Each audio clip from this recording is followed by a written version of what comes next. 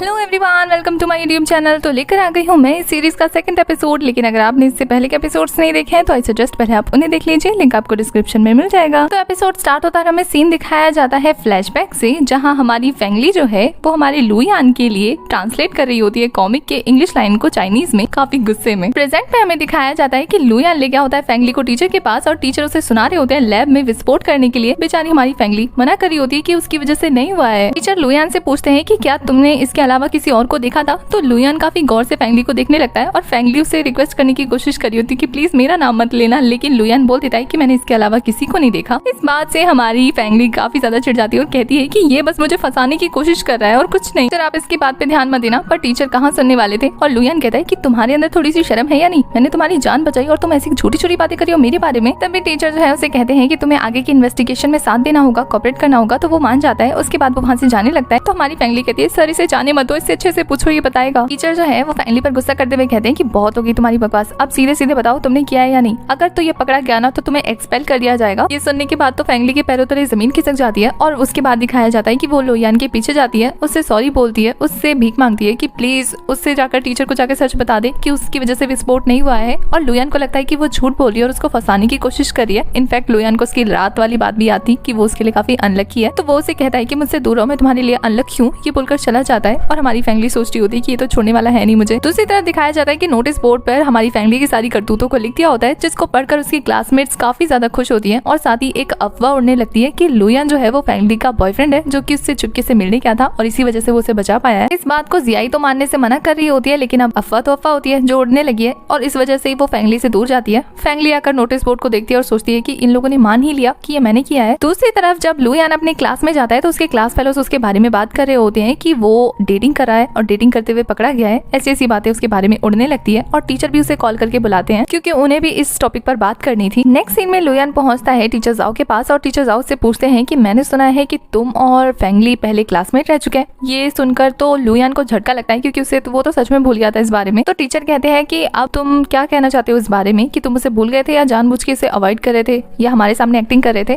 तो लुयान कहता है कि आप कहना क्या चाहते हैं, मैं उसे बस भूल गया था। तो टीचर उसे पूछते हैं कि क्या तुम दोनों डेट कर रहे हो, तुम उसके बॉयफ्रेंड हो और तुम उससे मिलने गए थे, ये विस्फोट हुआ था और तभी तुम उसे बचा पाए थे। लुयान हंसते हुए कहता है मैं और वो हम दोनों लैब में डेट कर रहे थे और इस वजह से विस्फोट हुआ। टीचर कहते हैं हाँ। तो वो कहता है पागल हो गए क्या, ऐसा कुछ नहीं है। तो टीचर उसे कहते हैं तो फिर प्रूव करो कि तुम सिर्फ वहाँ से गुजर रहे थे। इन्वेस्टिगेशन के दौरान तो तुम्हारे ऊपर भी ये सवाल उछलेगा ही कि तुम आखिर वहाँ कर क्या रहे थे अगर तुम उस विस्फोट में शामिल हुए तो। दूसरी तरफ हमें फेंगली को दिखाया जाता है जो कि सीसीटीवी रूम में जाकर सीसीटीवी चेक करने की कोशिश करी होती है और वो गार्ड को रिश्वत देने के लिए फ्रूट्स लाई होती है, पर वो उसे धक्के मार के निकाल देता है जिस वजह से उसके सारे फ्रूट्स बिखर जाते हैं। वो फ्रूट्स को कलेक्ट करने लगती है। तभी लुयान उसके पास आता है और कहता है अच्छा तो तुम सिक्योरिटी गार्ड को रिश्वत दे रही हो तुम्हारे ऊपर से इल्जाम हटाने के लिए। इस बात पे वो उससे गुस्सा हो जाती है। उसे इस तरह से नाराज देखकर लुयान कहता है मैं तो बस मजाक कर रहा था क्योंकि हम ओल्ड क्लासमेट जो है। तो ये बात सुनकर फेंगली उसे कहती है अच्छा तो तुम्हें अभी भी मैं याद हूँ, और वो ऐसे काफी गुस्से में कहती है। तो लुयान उसे कहता है मैं यहाँ तुम्हारी एक हेल्प के लिए आया था, तो मैंने तुम्हारी जान बचाई है तो तुम अपनी सीनियर की हेल्प करो। वो पूछती है किस तरीके की हेल्प। तो वो कहता है कि हमारे रिलेशनशिप के बारे में टीचर को बताओ। वो कहती है कौन सा रिलेशनशिप। वो कहता है बस यही तो बताना है कि हमारे बीच में कोई भी रिलेशनशिप नहीं है। फेंगली कहती है मैं ऐसा किस खुशी में करूँ। तो लुयान उसे कहता है क्योंकि लोगों को गलतफहमी हो गई है कि हम गर्लफ्रेंड और बॉयफ्रेंड है और हम लैब में डेट करने के लिए गए थे और उसी डेट के चक्कर में हमने विस्फोट कर दिया। फेंगली को ये सुनकर इतनी हंसी आ जाती है और कहती है हम और डेट वो भी लैब में कर रहे थे और तुम चाहते हो कि मैं इसे डिनाई करूं। तो लुयान कहता है हाँ। तो वो जोर से मना कर देती है कि नहीं करूंगी।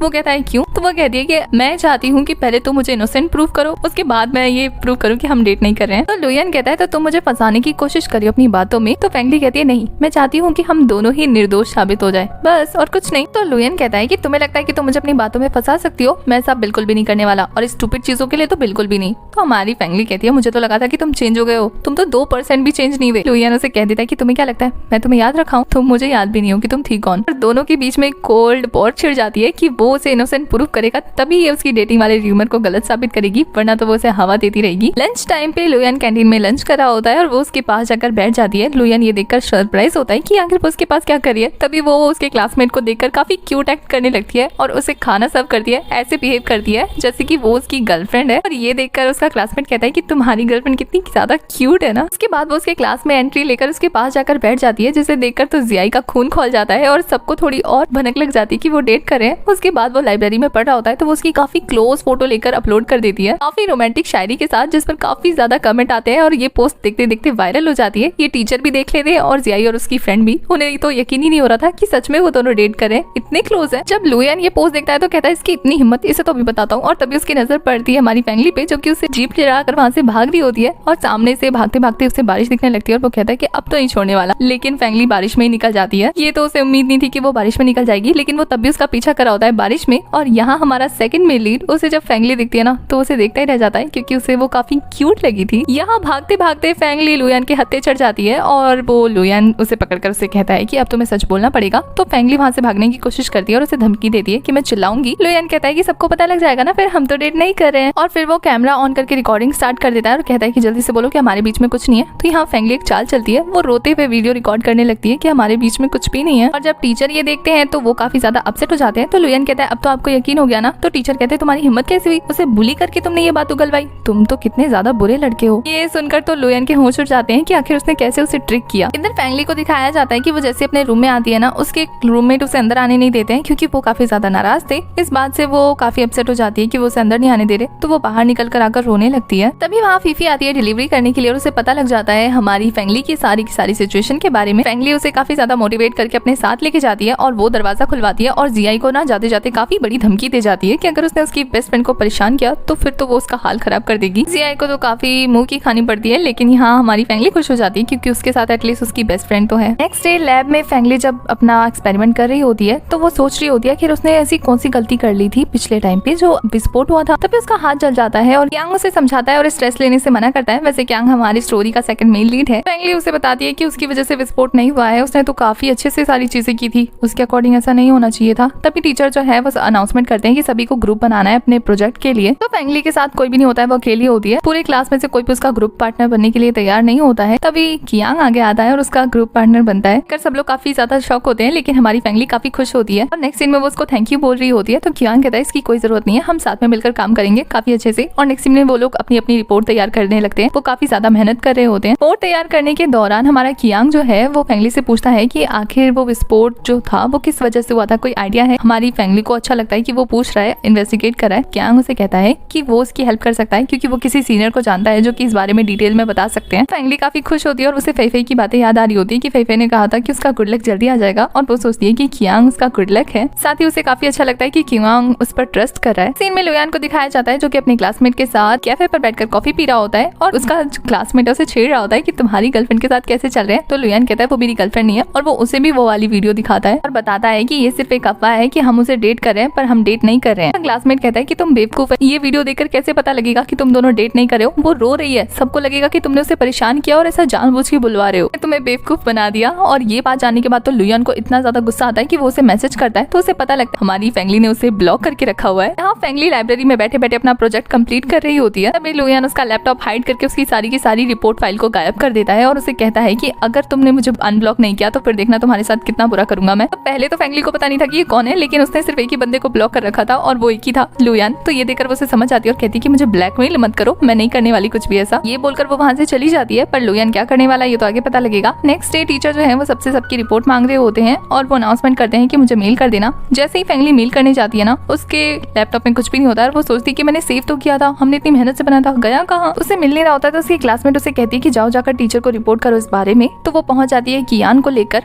इस बारे में बात करने के लिए। तो वो टीचर को सारी बातें समझा रही होती है कि उन्होंने बताया था, कंप्यूटर में सेव भी किया था, पर वो अचानक से गायब हो गया है। पर टीचर उसकी किसी भी बात का भरोसा नहीं कर रहे होते हैं कि टीचर को लग रहा होता है कि लैब में उसने विस्फोट किया और उसके बाद झूठ बोल रही है, तो वो हमेशा झूठी बोल रही है। इस बार कियांग भी टीचर को समझाने की कोशिश कर रहे होते हैं पर टीचर नहीं सुन रहे होते हैं। तो कियांग वहाँ से लेकर चले जाता है फैंगली को। यहाँ फैंगली उसे भी सॉरी बोल रही होती है कि मैंने सारी चीजें सेव की थी लेकिन फिर भी पता नहीं कैसे गायब हो गई। तो कियांग उसकी बातों को समझ रहा होता है। तो यहाँ हमारी फैंगली सोचती है कि कहीं कल रात की वजह से तो उसने डिलीट नहीं कर दिया। लुयान क्या सोच रही होती है और फिर वो काफी गुस्से में उसकी तरफ बढ़ने लगती है कि आज तो उसकी खबर नहीं। सभी चीजों को याद कर रही होती है कि उसने कितना बुरा बुरा किया उसके साथ और वो गुस्से में जा रही होती है उसके पास। वो बास्केटबॉल खेल रहा होता है, वो जाती है उसके पास और सीधा पकड़कर उसे किस कर देती है पूरे के पूरे कॉलेज के सामने और साथ ही वो उसकी फोटो भी खींच लेती है। बेचारे लुयान को तो समझ भी नहीं आता कि उसने क्या किया और ये सब क्या हुआ। वो इससे पहले कि खुद को संभाल पाता, हमारी फैंगली कहती है कि देखना अब मैं तुम्हारे साथ क्या क्या करती हूँ, अब तो मैंने बस स्टार्ट किया है। और ये बोलकर वो गुस्से में वहाँ से चली जाती है रोते हुए और वो बेंच पे जाकर रोने लगती है। जब लुयान उसे रोते हुए देखता है तो उसे भी काफी बुरा लगता है। और इसी के साथ हमारा ये वाला एपिसोड हो जाता है खत्म। आगे के एपिसोड्स के लिए आपको चैनल को सब्सक्राइब करना है, बेल आइकन प्रेस करना है जिससे आने वाली वीडियोस की अपडेट आपको मिलती रहे। तब तक के लिए बाय, टाटा, टेक केयर।